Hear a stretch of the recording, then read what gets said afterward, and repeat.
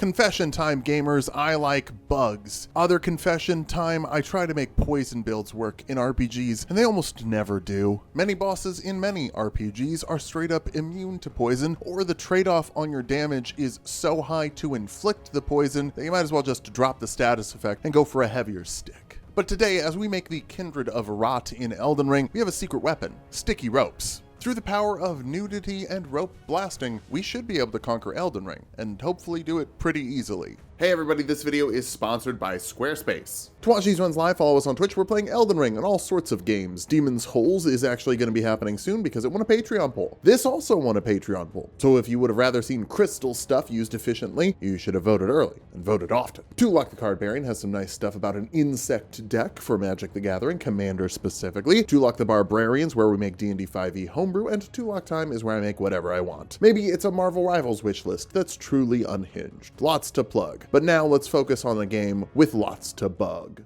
I like bugs, and I'll tell you why. They're alive, and so am I. Hey, didn't you use that needle drop in the Romina run? Well, this is sort of the Romina run, as a secret starting class. But worse, gone are the days of cast and pass, our series of 3 videos that made me so unhappy it put a permanent scar on my enjoyment of this game. Instead, we'll be doing themed spell class runs that don't necessarily just use the spells or even use the spells all that often if I don't enjoy using them. Yeah, secret starting class, way better name. Honorary bout with the Grafted Scion, today with the Vagabond gear. I'm trying to charge 4th. Halberd should give us a little reach, but damn, these little spiders sure are spindly. Hey, spiders eat bugs. We shouldn't be shocked. Lots of running around here at the very beginning. We'll imagine a Vagabond in Fort Height because we're not very buggy yet. Then blue skidoo to the Dragon Barrow and to do an old school Tulok technique. Step 1, a Dragon Barrow. Grab the Dectus piece, Golden Rune 12 and Radagon Sword Seal, then warp out. Run across the Dragon Barrow, scoop up the Somber Stones 9 and 8 for later, and talk to a merchant for the Spiked Cestus. I think it's faster to make the Dragon Bleed than the Uchi is, but I'm not Mr. Science. I'm Mr. The art school I went to was shut down by the government for fraud 2 months after I graduated, but all my student loan debt still exists. So hey, Patreon baby, please and spank you. Speaking of spanking, let's get sexy and pound off on this dragon's toes for old time's sake. The stuff we need for this run is actually really low ability dependent, so hey, who likes vigor? Cockroaches will eventually be the only thing alive. Unfortunately, we need to farm now, and the best place to do it is right outside Millie's house. Square off breaks the bugs down super fast, but it's still an unupgraded sword, and we still have some pretty shitty flasks. But counterpoint, the bugs have no health, so you know, it's pretty good. There's a 4% drop chance for this halberd, which means that it could technically drop on bug number 4, which it does. Gotta love statistics. By the way, that's Charmander, if you want to count with Pokemon. Right down in the Aeonian Swamp, we can hit an invisible beetle for our first spell, Poison Armament. It will go great with our weapon, the Pest Glaive. The Pest Glaive is a halberd, one of the finest weapon types in the game. It's also the worst halberd. Technically, it's the 2nd worst in terms of damage and 3rd worst in terms of length, but combining both of those together is really bad. The Vulgar Militia Saw has way better damage, better length, and bleed. Commander's Standard is twice as long and has arguably the best Ash of War in the game. But this one is bad. It's just bad. There's no good thing about it. I may not be very tall, but I'm slow and large. And a dork. Poison Armament though, great spell. It adds 70 poison build up to the weapon and some extra damage. What type of extra damage? Hang on.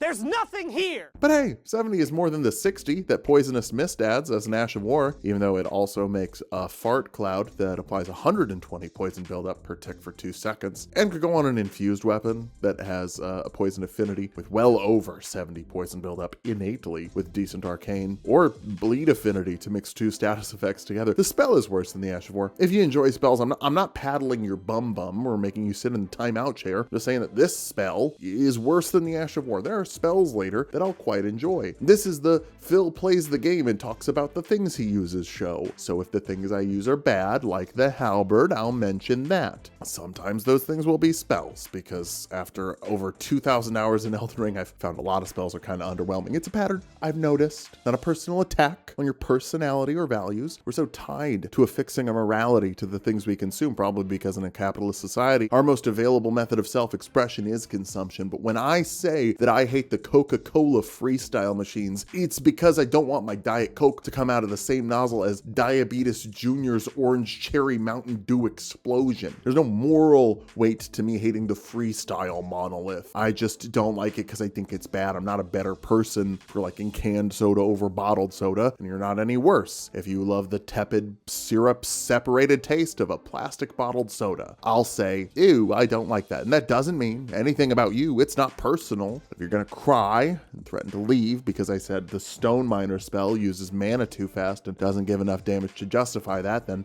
buckle up. We're gonna use a lot of spells that are underwhelming. As we fight Smaragd, I know the halberd enjoyers will be fine with me saying, this halberd sucks. They know it. I do think it should have some utility, and hold on, telegram from the Fair Shake department. The pest glaive gives you 2% to all your elemental resistances. Why? Why? Why? Why? Why? What is that for? What inspiration causes that? The Kindred of Rot don't have particularly high elemental defenses. If anything, it should work like the Syncadea. The knife isn't very good in practice, but it boosts beast spells. Sadly, the Pest Glaive doesn't practice Syncadea. It doesn't help the spells at all. You can invest 1,000,000 smithing stones and waste them all. If I could find Miquella and that Radahn that he found, I'd pop a cap in Radahn and I'd slap him down. Anyway, smithing stones, that's the next trip. Raya Lucaria, Crystal Tunnel, it goes fine. The halberd is still technically an upgrade from bare fists, but not an upgrade to the bare claws. Those were pretty good. More smithing stones from the unsealed tunnel in Altus, and I overcomplicate the Onyx Lord fight. I thought we had to jump or charge attack him. No, halberd R1s, that's enough to stun lock him. Neat. Still takes a lot of hits because for some reason Fremsov said this had to be worse. One final bit of setup. We go grab a seal for our poison spells. It's the Cum Onion, of course. A seal with arcane scaling that scales very quickly early game. Now, since it's arcane, does that also boost the buildup of our poison spells? Of course not. There's nothing intuitive about the Kindred of Rot spells. But you know what is intuitive? Setting up your website with today's sponsor, Squarespace. That's right, gamers. This video is sponsored by Squarespace. If you love bugs as much as I do, you might want to make a website for your favorite kind of bug, and that's where Squarespace comes in. But what if your knowledge starts and ends with types of bugs? You have no design experience. That's where Squarespace Design Intelligence comes in, helping you figure out what color schemes look good, what shapes look good, where your text should go, all that stuff to make your website look clean and professional, even if you're just yammering on about bugs. If you've got video content of different bugs, you can upload that easily using Squarespace. You can put those videos up for free or put them behind a paywall if you've got some special bug insights you don't want the general public to know about without forking over a few dollars. And forking over some cash on Squarespace couldn't be easier. They work with Klarna, ACH Direct Debit, PayPal, credit cards, Apple Pay, and even ClearPay and Afterpay if you want your customers to buy bugs now and pay for bugs later. I won't bug you with our website on your work computer because we made it so fast. Squarespace made it easy and fun to set up our own website. So if you're ready to get started today, go to squarespace.com and get started with a free trial. Then you can click the link in the description and use offer code TULOKMANGO at checkout for 10% off your first website or domain. Remember, click that link in the description and enter offer code TULOKMANGO at checkout for 10% off your first website or domain. Now, let's get back to bugging those bad guys. Yeah, I am not feeling good. So normally we do the ad read after we're done setting things up, but this one takes a while to set up. At least it will pay off by being really good at the end, right? I doubt it, but you never know. Let's get paid. More runes means more levels, means better, stronger build. That means clean rots, and we've already seen how solid this weapon is. It isn't. It's plus 13 and it just does not put DPS out at all. Hey, we haven't invested in the stats yet. We focused on Vigor right away. But remember that super old video, Vigor only Elden Ring? It was one of our first big hits, no big deal. That build did not struggle with damage at all using the Great Stars. Just kept the item level up and it did fine. Yet here we are against Grail and it is taking forever. Pest Glaive must be the weapon every spell user tried before switching to spells, because if weapons were like this, I'd be the #1 spell defender. Putrid avatar will give us damage resistance here, very important because we're naked, though let's not forget our amazing 2% elemental damage resistance we get from the glaive. I mean, who could forget that? The fight basically has to be hitless, and the longer the fight takes, the more likely you are to beef it eventually. It takes 3 minutes, but beef it we do. So come back in and put the blue dancer on instead of the gold scarab, making our damage still bad. Plus 20% is a big deal, but if you're only doing 100 damage per hit, that's only 20 more damage. Real pathetic stuff. Let's beat Morgott. That way we can at least have 2 pockets going. After we put the poison on him, we just RP walk away, and when we walk away, we don't hear him say, no, he says, cower in fear of the night.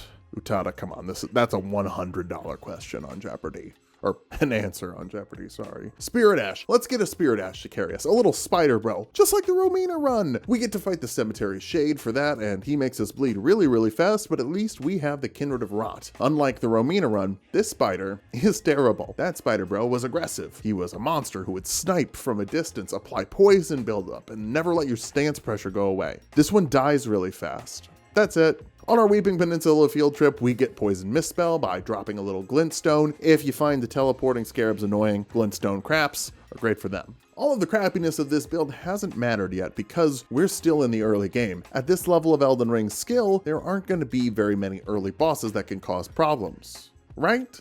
Enter Commander, my halberd is good actually, O'Neill. Even with help from the spider body and a Millicent sister, we are not tickling this dude in a meaningful way. Someone said he has high slash resist and like, okay, is it 90%? I looked it up, it's 35%, it's not even 40. Add in all the ads he brings, the fact that we're naked and thus very susceptible to his rock clouds, you've got a recipe for one terrible fight. First attempt, we quit out. There wasn't a possible victory, so bailing was the best option. Now we didn't upgrade the Spirit Ash though, so we have the weed for +5. Let's try that out. Now our spider has twice as much health, so like 200 instead of 1. This is one of the worst ashes in the game. Not only is it stupid frail, it has Scuttle as an option for one of its actions. I've talked about how the Spirit Ashes with shields will often be very passive because their AI considers holding up my shield as an action. Well, this spider has walking in a weird semicircle in its brain as an action. That doesn't even make it immune to damage. It's just weird walking. Okay, but it's a glass cannon, right? When you get hit by the pest threads from these dudes, it can wipe out like half your health bar. And when you use pest threads on big bosses, it melts their health bar. Naturally, a Spirit Ash that can fire pest threads has to do great damage, right? No, for whatever reason, the pest threads on the Spirit Ash do like 2 damage per thread. It's pathetic in every way. They do get a damage boost if you activate poison or rot near them, but they don't even help you inflict the poison or rot. And that damage boost is adding 20% more damage to, 10 damage. That's 2 more damage. These are all hyperbolic exaggerations, of course. I didn't crunch numbers. I'm not a nerd. I'm just a guy who used the DLC Spider Spirit Ash, loved it, and now I'm stuck with its inbred, anemic, flat-footed cousin. So let's make Gowry sad. Remember how O'Neill was good against our halberd because he had 35% slash resistance? You should. That happened. That was the last fight we talked about. Well, against the Godskin Apostle, who has negative 10% slash resistance, it's still bad. The weapon sucks. After we bully Millicent, we get her prosthesis as a talisman, but I'm actually after a different talisman. Gowry's plans have been ruined, and now we have a talisman that boosts our spell damage by 8%, which we'll use later when we can properly optimize this for a spell build. I know the halberd enjoyers will have clean diapers and a full tissue box while I dump on the pest glaive while I have suboptimal stats. But if I don't have 80 faith, 30 mind, 60 dex, and 30 endurance when I try the spells, I'm not giving them a fair shake. And we'll have to make a big messy to show Dada how serious we are. By the way, if you're waiting for me to say these spells are good later, I don't. They're situational at best, and that's my review of them. More on that later. For now, it's time for Godfrey, who will poison and slash with the halberd. Hey, at least this one is pretty easy. It's notably slower than every run we've done so far this year, but it's still Godric and it's still pretty easy. Of course, the real reason we're failing is aesthetic. We wanted to be a bug, but didn't commit to the look. Into the mirror, let's scrunch up that face and maximize that forehead. There's so much we can use this run to buff us up. By taking out our brothers, the Kindred of Rot, we get the Kindred of Rot's Exaltation, another 20% damage boost after something gets poisoned near scare us. With our nudity booster from the Blue Dancer and the Poo Poo booster, all we need is the Tampax booster from Esker, and we'd have the 3 biggest damage boosting talismans we could have, which we won't. That's for a blood run, this is a poison run. I'm trying my darndest to review it properly. The review is bad, but it's getting its opportunity, which really, truly, to give this halberd a fair shake, arcane build with bleed infusion is an option for literally every non-unique weapon, and it's good against 90% of the mandatory bosses. If anything, I'm hobbling the weapon to give the spells a better review. Bugs can kill dogs. Make sure to treat your dogs for heartworms. Worms aren't bugs, they're bug adjacent. Can Moongrim parry? Nothing. Parry this quit out, ya casual. For Rennala, we pop our Golden Vow. Oh yeah, I decided to get Golden Vow because I'm just really desperate, and we still don't one cycle Rennala. That is one big pile of shit. I'm sorry, but even with Golden Vow, I know it's the weapon version, but Jesus, have some self-respect. Phase 2 goes fine. We're not dying anywhere. I don't really die all that much anymore, at least not in the base game. But if every fight takes twice as long, the run's gonna be like 20 minutes longer. I mean, 90% of this game is just running to boss fights. Radahn is weak to poison and rot. He's also weak to hitting, and that's faster. But we might as well poison him, because that's what this build does. Really, philosophically, poison is just worse than bleed or frostbite, because to get the most value out of it, you need to wait. Bleed and frostbite don't make you wait, and the overall damage is pretty comparable. The only difference being one takes 3 minutes. I got you for 3 minutes. 3 minutes of bleed time. Yeah, every boss can kill you in 10 seconds. That's 18 opportunities to die. Whole mimic free, but also longer. That's what we do today. Moose doesn't even get poisoned. Not sure if it's immune. I tried to finish with the nut, but it did such bad damage. We need 2 shots for a sliver. No review yet. I haven't invested in the stats. I can't say anything, except I guess I will say later we use it against a boss that I know it will be good against. We have not invested in the stats at that point either, and it shreds. So I think it's literally just dragons and Elden Beast. Maybe there are some other ones, but I don't think Pest Threads works on that many bosses. Could a bug carry a manor? Probably not, but it could at least crawl into one fairly easily. Just another great reason to keep things clean and do your dishes right away. They don't get easier to do when you let the food glue itself to the plate. You know what? Get up. Go do the dishes right now. Let the video play. You know we're just hitting Loretta and doing the optional Ronnie quest that is mandatory. It'll take you like 6 minutes. The video will still be going when you're done, and you'll have a clean sink. Or a cleaner sink if you let it go so long there's multiple loads of dishes in there, which like, damn, you live like this? Astel is a space bug and will give us the weapon we use during the gravity version of this. Whatever the gravity version of this sub-series is. The Bastard Stars will probably be our first flail. It's kind of wild that we haven't used any. I can put a Dan on a pole, but I'm not shocked he lost. He's a Dan. You apparently can't poison NPCs until they're hostile. Thanks for helping me test that. Boggart, die. Another Godskin, weaker to slash, so we do that, then try to end it with the nut because it's funny. It is a funny spell, I'm not denying that. It also doesn't really hit the noble all that hard, and he's pretty big. Serpent Hunter versus Rykard. I guess we could have tried to poison and pest threads, but I only do non-Serpent Hunter when I'm really enjoying the weapon and am impressed with it. Basically Dancer of Rana and nothing else. Gargoyles are miserable, but this is the first time in a while we've had a Spirit Ash to distract one. No poison, so it comes down to hitting them with a weapon that's bad at hitting, which they resist the damage of. Live, it's not a problem, I'm just that good. Finally, Fia's champs, at least they can all be poisoned, and we have a Spirit Ash that could help split the aggro. It makes it a lot more bearable. Time to answer the age-old question. Could a cockroach outlive God? Maybe if it was a very big cockroach.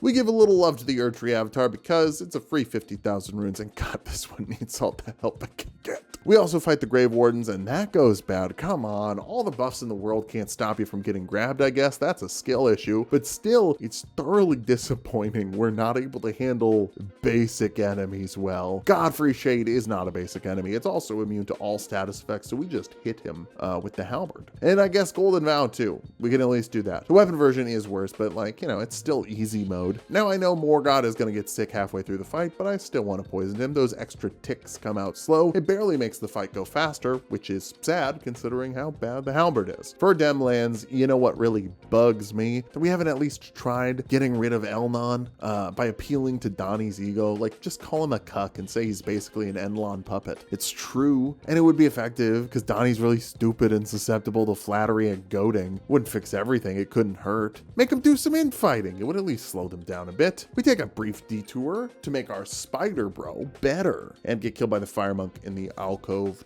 twice. FromSoft really should take lessons from the Capra Demon and make fights more claustrophobic, if they're trying to make hard boss fights and not fun ones. Capra Demon can eat a turd, and so can this fire monk. At least now we'll have a maxed out Kindred of Rot Spear Dash and a plus 19 halberd thanks to that extra bell bearing. It's a huge upgrade as we head into a huge boss, the Fire Giant. Hey, spell enjoyers, I've been mean to you this run. I'm sorry. Not really, I just said that your spells were bad and you cry about it too much, which you do. But we should have used pest threads here. You're right. I underestimated how quickly it gets good against large enemies and stuck with the halberd when it wasn't doing well. Nothing bad happened. We applied the poison, just kind of whack away, but you were right. The pest threads would be better here. Almost get got by the balls after we beat him, but we didn't. We live in. It's all good. Hey, halberd is all right against the Godskins until they cheat and hit me, even when I'm up on the column. Seriously, they should be melting under the weight of this slash damage, and they simply aren't. I'm not dying to the Godskins. They're easy, because my negative review is just, it took a long time, and that's fair. If I was reviewing a car, I'd expect it to have a good crash test rating in the year of our Lord 2025, if it wasn't a Tesla. So if the max speed was 20 miles per hour, that would be my issue with it. Oh, and for non-Americans, 20 miles per hour is 13 kilometers. Nailed it. Swag the jump. It would be easier if we could fly, which is a pretty major part of insects' evolutionary advantage that most RPGs don't make note of. Sure, some of the bugs fly, but most of them don't, and that's weak sauce. Malekith could be a problem. He tends to be worse when you don't obliterate him right away, and Kindred of Rot goes on strike for a little bit. Bugsy? Buddy? Is your AI busted? You're not attacking? God, I miss the spider bro from the Rao ruins. I think you're better than me.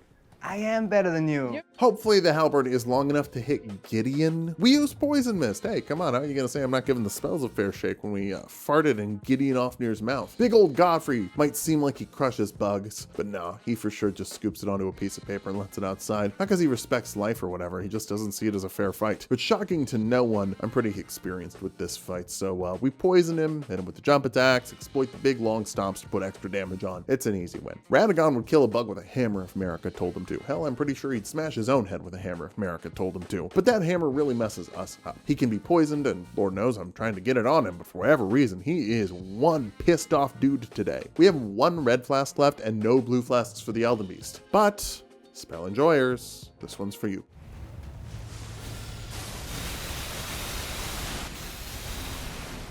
Yeah, it doesn't really care if you haven't invested in it. We use a Starlight Shard we collected to get the magic back, getting any hits off we can while we wait for the blue to come back so we can destroy God with the power of shooting ropes. God, wouldn't it be better if the crit actually ended it there? Oh well, still wild how incredibly strong ropes are against the big body bosses. Could they also be helpful against the hardest bosses in the game? Or will we end up at the end of our ropes?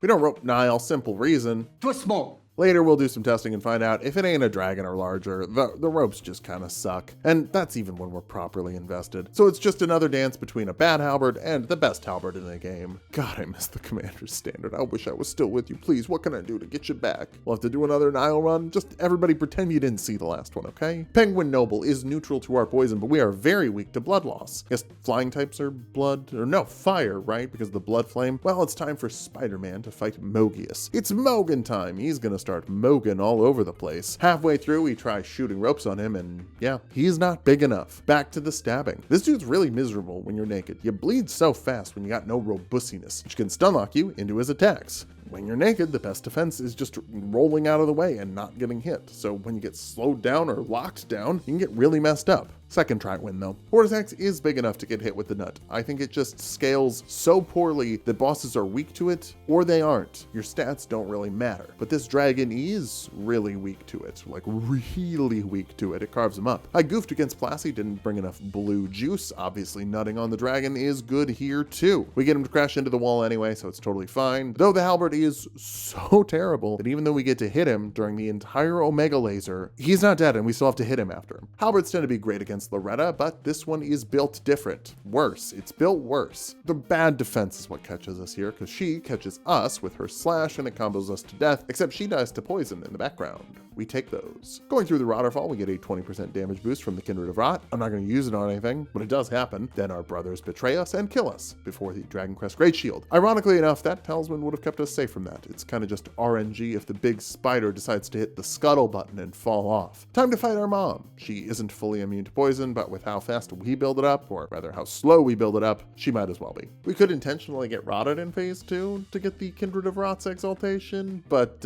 no, her rot does more damage faster, so it's really not worth it. All that doesn't matter. We managed to get her down low enough, get her into the second onion, and we're ready to kill her, but I misjudged the timing and die. That's a large oof. Attempt 2, we're doing better at avoiding the ducky dance, though I'm gonna be real, I dodged them the first time too. The game just robbed me. Phase 2, we get another ducky dodgy, but she dodges the crit. Hey, to be fair, it is hard to hit those enemies that aren't moving. One more onion. It's a second try win. Base game wasn't even that bad in terms of our deaths, but it took an hour longer than usual, and there wasn't any more running around. Actually, yeah, there was at the beginning, but that's also bad. Running around sucks, and there's nothing to talk about from a scripting perspective, unless we wanted to talk about the lore of the Kindred of Rot that the game gives us, and what the art says about life. It's time for a media literacy check.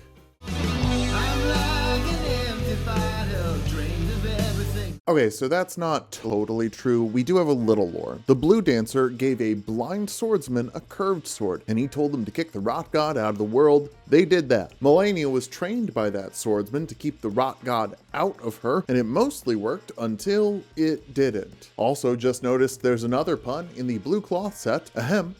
Just as the waters turn foul, stagnation leads to decay. Get it? Waters turn foul? This game's silly sometimes. There's just silly wordplay all over the place. Malenia has kids that came out of rot buds. She doesn't give a shit about them. Seems like the girls are girls and the boys are bugs. Malenia also doesn't give a shit about being the chosen of the rot god. She just 100% stands her baby brother Miquella, which I don't think is the mind control. I think she just really loves the kid. Mohg, bamboozled. Radahn, probably bamboozled. But Malenia, nah, she just loves her brother. I think Godwin also loves his brother, but not in the Mohg Radahn way. We don't know. He's dead. That's it, though. All the other rot lore is gone. Thanks, Iconoclasm. Iconoclasm is a tale as old as time, or at least it would be if it wasn't destroyed by itself. Basically, new governments or religions take over and destroy artifacts, history, holy books, and pretty much anything else associated with the heretical previous stuff. Boy howdy, the Erdtree loves doing an iconoclasm. It's why we have such concrete lore on the Crucible and how they existed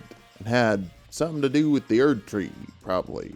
It's a pretty common historical practice, which also sucks for history. Cultural erasure is just kind of a major dick move. And hopefully we can all agree on that. Even if you think a culture or religion is purely demonically evil. Destroying that culture in history hurts your ability to learn about them. How did that culture become so purely demonically evil? Now, I don't really think any cultures destroyed by iconoclasm were purely demonically evil, because we tend not to do that to the demonically evil cultures. Y'all, we have so many texts and relics from the Nazis and the first colonizers of America. You can read Christopher Columbus's personal diaries talking about doing some stuff that would get this video demonetized. He was a really bad guy. Iconoclasm is a major tool of empires, fascists, and colonizers because building your empire often means you did some pretty evil stuff. But if you erase all the evidence of that other culture existing, you can just pretend it was either a peaceful exchange of ideas that coincidentally killed all of the other side, or just that the other side never existed. One of the first targets of the Nazis was the Institute of Sexology, an institute studying queer people and queer issues, including the gays and lesbians, but also trans people. I know it's probably not surprising to my audience. Y'all know trans people have always existed, but there's attitudes deeply ingrained in popular culture that seem to think Caitlyn Jenner was the first trans person, and she's not even like a good person, you know? Not to get too sidetracked, but the first vaginoplasty was performed 2 years before that institute was burned down in 1931, and also 29 years before the first cardiac bypass. I don't know, it just seems like all these people surviving heart attacks recently, and they're so in your face about how alive they are after their heart attacks. Just like, don't make me look at it, you know? But all the books and research from the Institute are lost, which is also a major part of queer history and a major contributor to people thinking queer people are so new. Also, literature teachers trying to convince people that Achilles and Patroclus are pals, and Ishmael and Queequeg were just goofing off on that boat. But we don't have to get into all that. Again, I'm preaching to the choir here. Back to Elden Ring. We have very little knowledge of rot, and that kind of stinks. It's realistic, it adds mystique to the world, but it sure is confusing. Like, why is a curved sword the best weapon to fight the rock god? Because no, it isn't. Why does the blue dancer outfit boost your damage when you're naked? Oh, equip load would be terrible for fighting a rot enemy. It crushes your immunity. you'd get rotted instantly. I guess it would help your damage with a curved sword.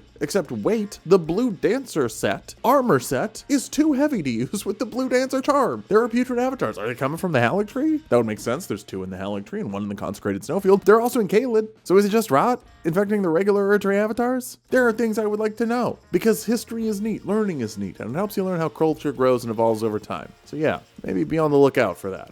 People trying to erase history and different takes on history and different cultures. And if you want to say conservatives are being silenced and that counts as iconoclasm, I don't know. You need to cite your sources and tell us what they were censored for. It's usually slurs and bigotry. And that's not culture we need to like hold on to, you know. Dragon Man 1 gets his help from a bird, but that's fine. Worth noting, scatter tree fragments are multipliers, not additive. What does that mean for us? Well, it means that if your weapon was good in the base game, it gets cracked in the DLC. If it was bad, it's missing even more scaling. Dragon Man 2, we hit it with the Scarlet Aeonia because we also got to add in running around for memory stones for this run. But I got that out for everyone, you're welcome. Jagged Peak Drake, we just gotta line up that onion and it's not rotted. Okay. Scarlet Aeonia is kind of trash, y'all, but the nut's pretty good. I mean, it's all right. Rotten Butterflies would have done it, and we wouldn't have had to use all of those memory stones, just saying. Also wasted a bunch of our magic, so who's ready to chip away with a terrible halberd instead of shooting the ropes on one of the few bosses shooting ropes works on? Is the hippo big enough for pest threads to be good? Yes. Yeah, that's neat. Okay, I like that. Jory tends to go better when you have a Spirit Ash, but I've been just fighting her the wrong way the whole time. Wait, you can backstab Jory? Excuse me? Learning. It's fundamental. Time for actual bosses. Ugh. I wish I was just playing Kingdom Hearts. Mickey! It's Riku! They put bugs in him! What? Light load is helpful against Gaius, but ropes don't seem to be all that good at hitting him. He's huge, what the hell? Also, we're at like 65-ish faith here, so spells are getting their fair shot. No, it needs to be 80. Okay, we'll get there, don't worry. Oh, the full combo, so I will die during this while the animation plays out. I don't think Rot's the right move. I don't think Scarlet Aeonia is the right move. Oh no, I have to play the game, everyone. It's the ultimate punishment. Elden Ring YouTuber has to play Elden Ring. Hold on, let me get other spells. Maybe we try Pest Thread Spears. Maybe we try Britney Spears here.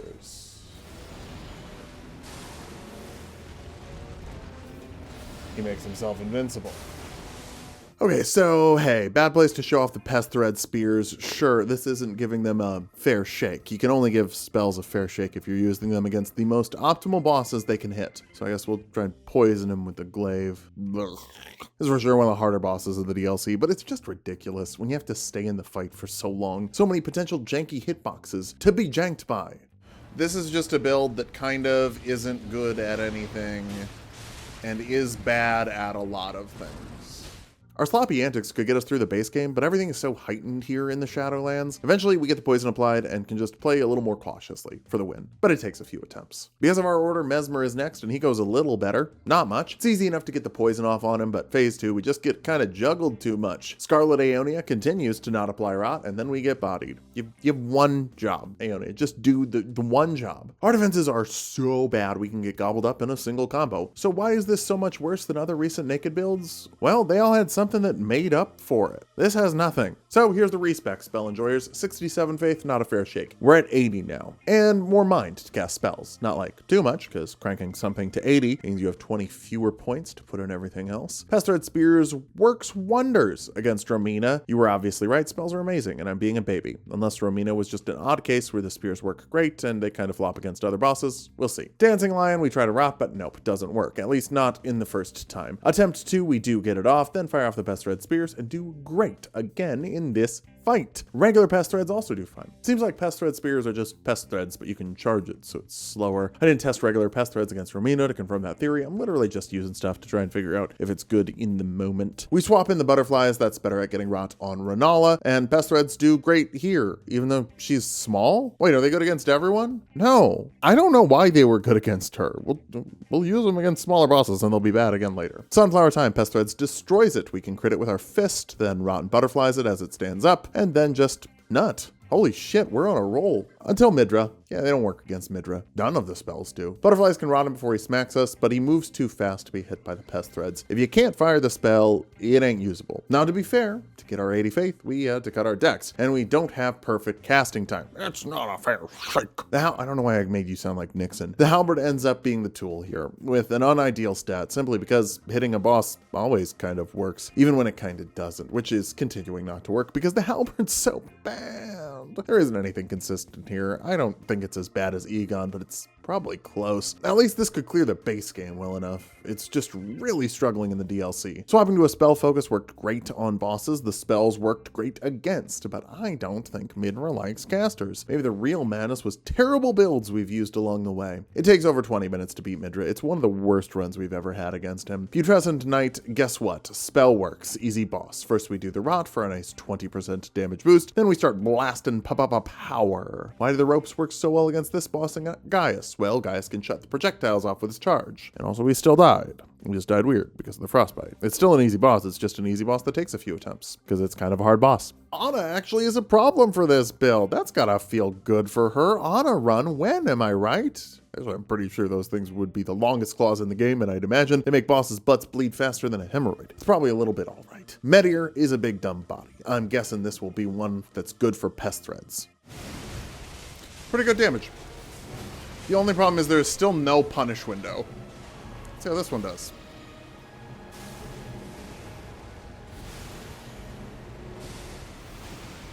I like this one better. Fuck off! Come on!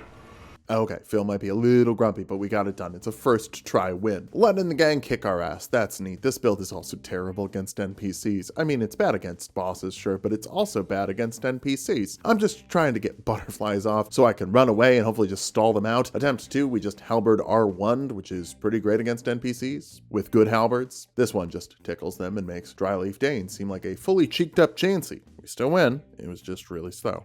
And really scary, really annoying, and really not fun. So how will we do against Radahn? Well, Pest Threads doesn't work on him. So bad, we'll do bad. Pest Thread Spears doesn't work. He either hits us or charges in to avoid it, and then hits us. So we'll just start by rotting him with the butterflies. Then hope Ansbach can take aggro while we spam the spears. They don't do much. Like at 80 faith, why would you use this instead of Black Flame Ball, Knight's Lightning Spear, regular Lightning Spear, Catch Flame, Honed Bolt, or Ancient Dragon Lightning Strike? Spells should be busted because of how much more investment they require. But these are basically useless unless the boss is big and fatty, which means they're kind of bad because those big fatty bosses aren't bad with other stuff like halberds, hammers, axes, swords, or spears, or the good spells. Like if a spell flops against 60% of the bosses, hell, I think if a spell flops against 30% of the bosses, it's just not very good. For how I play the game, if you can switch to the best spell for every fight and also golden vow yourself to take 15% more damage to the boss and take 10% less from the boss, yeah, you might think they're good, but as far as consistent reliability, nah, ain't here. That said, this halberd is also a piece of shit, but I get to give the excuse that we didn't invest in it properly at this point. You know, we didn't give it perfect dex and perfect strength and make it a quality, so we can't really say that it's bad because we didn't give it a fair shake. Let's just cheat. Throw this D tier in the dump. We come back wearing the heaviest armor we collected this run, which I guess is Giddy and Ofnir's set. Whatever. Golden Vow, start blasting after we rot him in phase 1. It's still bad and we might not die as fast. Phase 2, we set up the Fortnitification. Ansbach does nothing. Yeah. But he could take aggro. That's why we summon him. We're not using flasks if we don't have to, instead healing with Erdtree Heal to hit our party members as well. Not that it matters for the Kindred of Rot because it's fucking worthless. I attempted to get the Rot out again. It works nicely. Ansbach dies right before the big leap. I reset the Fortnite, and then I die. Yeah, even cheating isn't free. The best defense is a good offense, and if you're hanging out with hitboxes Magoo for 6 minutes, sometimes those hitboxes hit you. Get back into it and basically do the same thing again, but no, that one doesn't work either. Bah! One final go. Rot him in the corner. Shoot the ropes that do no damage. Get to phase 2 and just power through to get butterflies off twice for more rot. Reapply all of the defensive buffs and just try to shoot some ropes to do like a little more damage. As he jumps, we Fortnite our pals. Doesn't matter. Spider dies in 2 seconds. I thought Gideon died, but apparently he was still trucking and he gets the final hit. Whatever, it's done. Bale's weak to ropes. We died 3 times anyway. Roll credits. You know, I'm just gonna throw it in F tier. D tier is for bad runs. F tier is for runs that make me so unhappy, I genuinely consider not uploading the episode. Maybe burning down the YouTube channel and going to live in the fucking woods. Hey, say thank you to the episode sponsor, Squarespace, or I would have just put this in the trash can where it belongs. Pest threads are a fun option on a build that can do something else for other bosses. One of our earliest runs we did Spider-Man with the spiked cestus and pest threads. That was a surprisingly good run, even when I was bad at the game, because we could just punch shit if the nut wasn't good. If the build doesn't do other things to other bosses, you're just boned. This is maybe the worst non-bow weapon I've ever used. The halberd is garbage. Poison is slow. Rot isn't much faster. The fact that both of these rot spells make you get smashed in the dick for using them certainly doesn't help. So why was the Romina run one of my favorites? This is basically that. Well, for that we were in NG+. Every boss had more health. Wait, that should have made it harder. But Romina's halberd had a better R1. It had the faster upper downer R1 that halberds have. It had about 1.5 to 2 feet of reach. And factoring in Shadow Tree fragments, I think it literally did twice as much damage per hit as this thing. So if that build gets a 96% on the test, this one will get half, or 48%. That's an F. Press F to pay respects. Thanks for watching. This one was rough. Next one's gonna be really good. So if you don't like when I'm bummed out, just come back for that one. Join the Patreon if you want to support the channel. It's the best place to do it. Tulok time. We're playing games that help me calm down after runs like this. Tulok the Card Variants, where we play Magic the Gathering and build funky little decks you might not expect to use. And on Tulok the Barbarian, we're doing 5e D&D homebrew. Check that out.